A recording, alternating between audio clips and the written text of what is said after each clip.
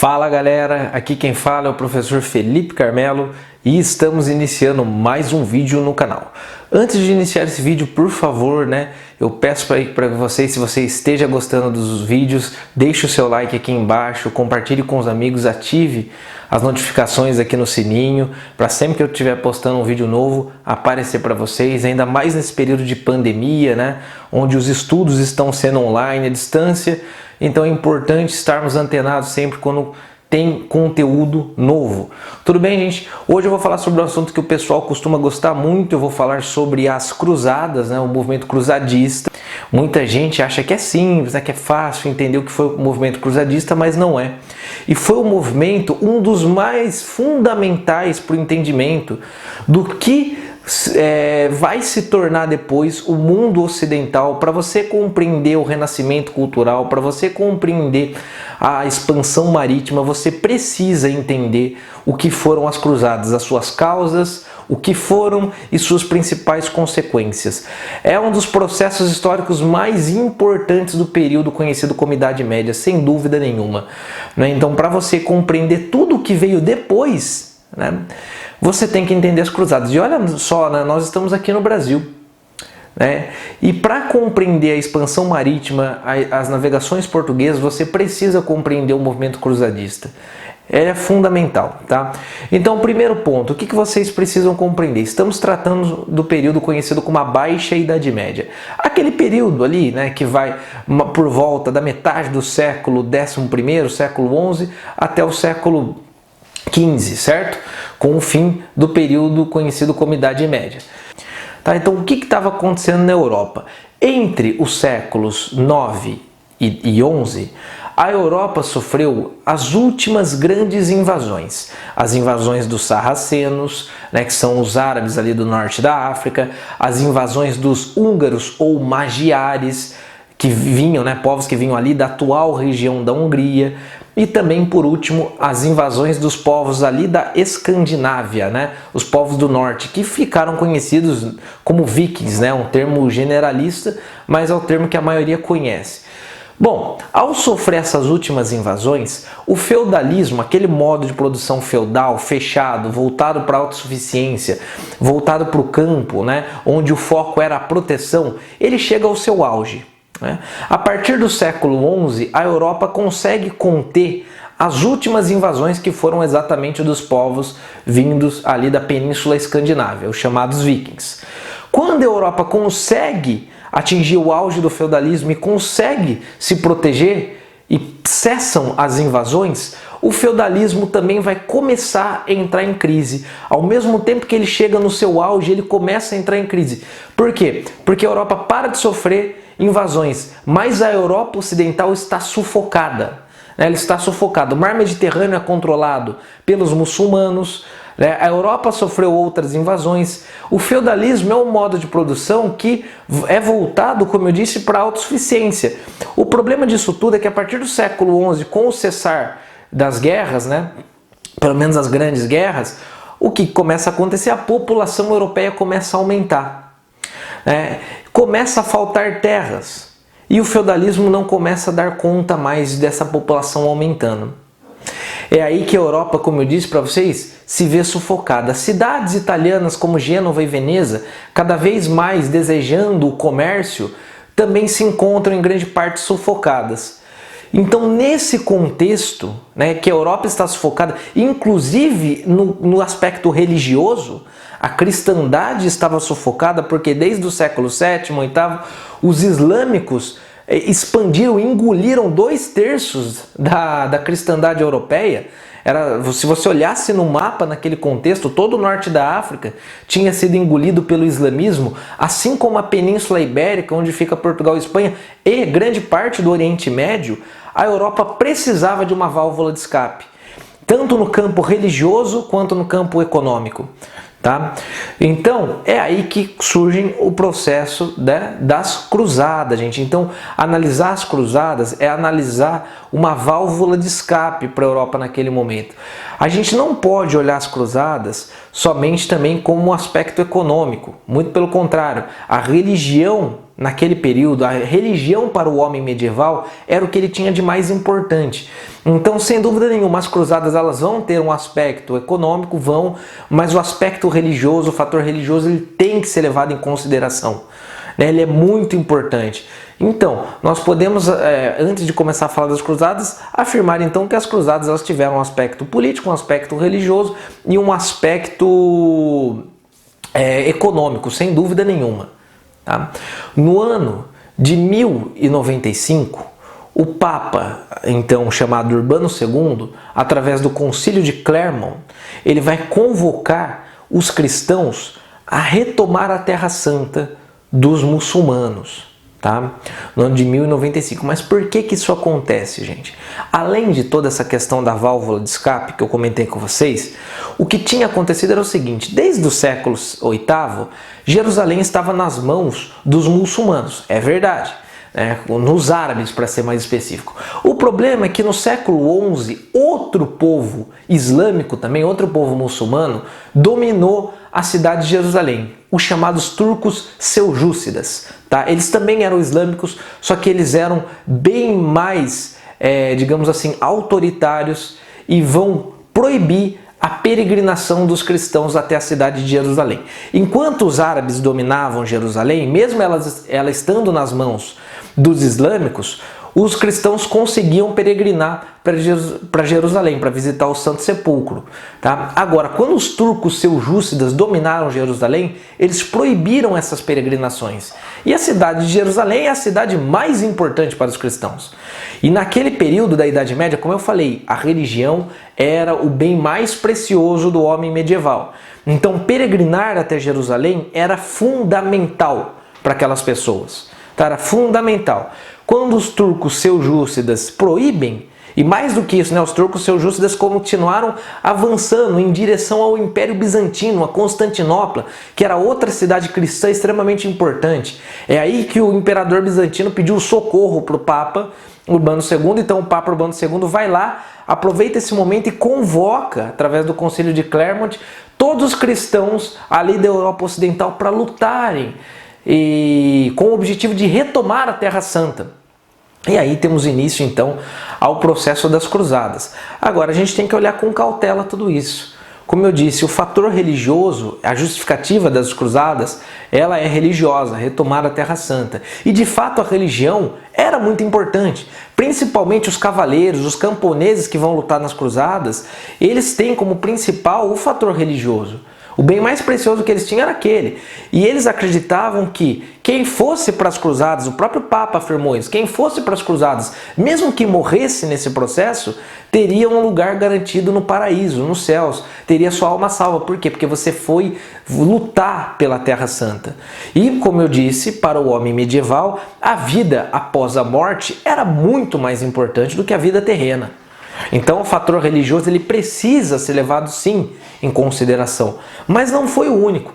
O Papa Urbano II, quando ele faz essa convocação, ele em si, a Igreja Católica enquanto instituição, tinha interesses por trás também, como por exemplo, retomar a hegemonia da fé cristã, uma vez que desde o ano de 1054 tinha acontecido o cisma do Oriente, onde surgiu a Igreja Ortodoxa Grega, onde nós tivemos aí a cisão, a divisão da Igreja cristã.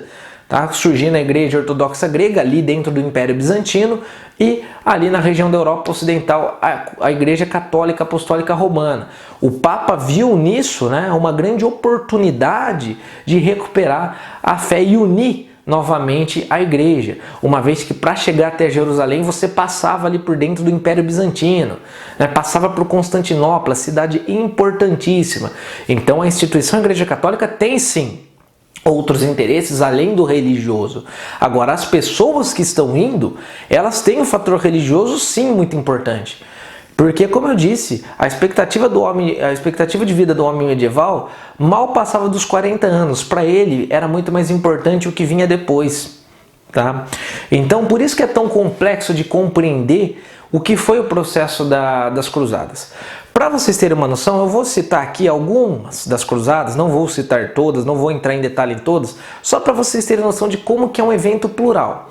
Então, como eu falei, grande parte da nobreza vai ver nas cruzadas uma grande oportunidade de novas terras. Isso é verdade.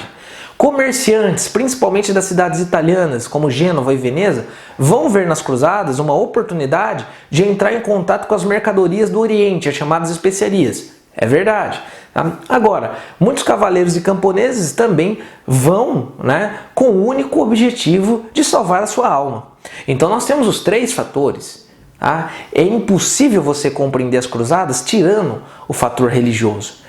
Porque, olhando com os olhos de hoje, o que é um erro para quem estuda história, parece uma grande bobagem, Nossa, a pessoa vai lutar, vai caminhar até Jerusalém, vai cruzar todo o continente europeu, ir até o Oriente Médio, somente para salvar sua alma? Eu não acredito nisso não.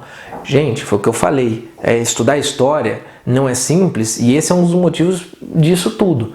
É um erro nós olharmos com a cabeça de hoje, com a visão que temos hoje, ao passado e achar isso uma bobagem.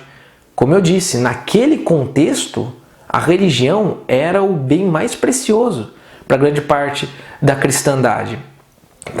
Muitos camponeses, muitas pessoas não tinham nada, a vida era difícil, o que elas tinham de mais precioso era a sua religião. E a Europa já estava sendo sufocada pelo islamismo desde o século VII.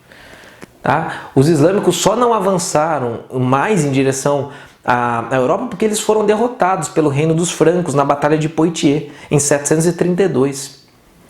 Então, uma outra coisa que vocês precisam compreender é que as cruzadas elas não vão acontecer apenas em Jerusalém.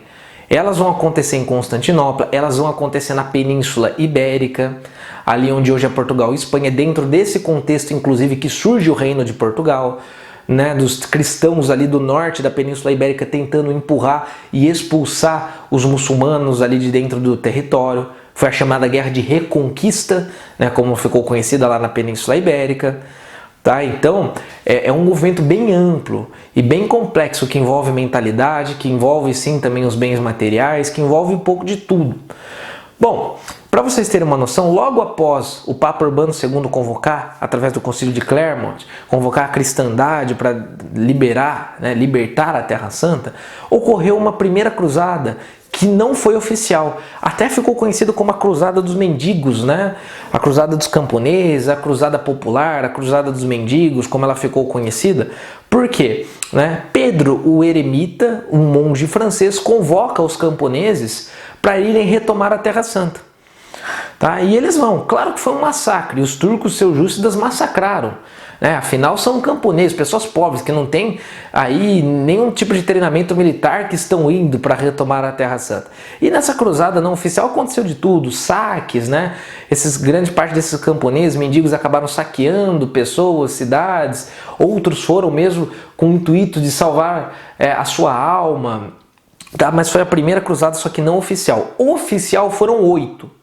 Ao todo, A primeira cruzada oficial também aconteceu no ano de 1096, ficou conhecido como a Cruzada dos Nobres. Essa sim teve aí a convocação da igreja, ela foi considerada oficial porque teve a intermediação da igreja e da nobreza, Ficou conhecido como a Cruzada dos Nobres. Eles conseguiram o que eles queriam, eles conseguiram retomar Jerusalém. Logo depois eles vão perder, mas nessa primeira cruzada oficial eles conseguem, inclusive criam o reino de Jerusalém. Alguns aí dizem que foi o primeiro reino, aí já antecipando a expansão marítima, o primeiro reino europeu aí fora do continente, uma espécie de colonização, o início de uma colonização já fora do continente europeu. O fato é que eles criam o reino de Jerusalém, E então nesse aspecto ela acabou dando certo, e também é dentro dessa primeira cruzada que são criadas as famosas ordens dos Cavaleiros Templários, que são aqueles cavaleiros, os lendários Cavaleiros Templários, que vão ter aquela cruz vermelha no peito, os cruzados. E a Ordem dos Cavaleiros Templários ela é criada exatamente para proteger os peregrinos cristãos, Uma vez que eles retomaram Jerusalém, agora era preciso proteger os peregrinos cristãos. A mesma coisa os Cavaleiros Hospitalários, vão estar ali para cuidar dos feridos, dos cristãos feridos que tentaram peregrinar até Jerusalém. Bom, gente, depois, durante a Segunda Cruzada, Jerusalém é retomada pelos turcos seljúcidas, tá? Ela de novo cai na mão dos muçulmanos, tudo bem? Então aí é convocada uma terceira cruzada, essa ficou muito conhecida, chamada Cruzada dos Reis, tá? A Cruzada dos Reis, ela sim ficou conhecida porque os reis mais conhecidos da Europa participaram dela. Era o caso do Frederico Barba-Ruiva do Sacro Império Romano Germânico, era o caso do Ricardo Coração de Leão da Inglaterra e era o caso do Felipe Augusto da França, tá? Eles não vão conseguir retomar Jerusalém, os cristãos. Mas o Ricardo Coração de Leão, que teve um grande embate ali com o Sultão Saladino, né? Sultão Saladino, que ficou conhecido como um exterminador aí de cristãos, né? Muito poderoso, né?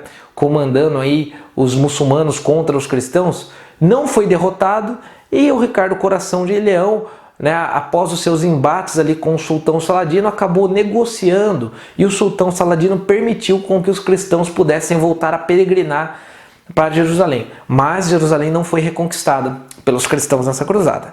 Gente, a quarta cruzada ficou conhecida como a Cruzada Comercial. Ela aconteceu entre 1202 e 1204. E lembra que eu falei para vocês que o interesse econômico também esteve presente, né, nas cruzadas? Pois é, essa quarta cruzada, olha o nome dela, né, Cruzada Comercial, ela, para vocês terem noção, foi organizada por comerciantes de Gênova e Veneza, cidades italianas, onde já tínhamos naquele contexto uma burguesia mercantil se enriquecendo. Elas acabaram desviando da rota para Jerusalém e atacaram Constantinopla, né, que era a grande capital comercial do mundo naquele momento. Né, então você percebe que Constantinopla, inclusive, era uma cidade, né, extremamente cristã, tá? E foi alvo de ataque aí dos comerciantes, né, genoveses e venezianos.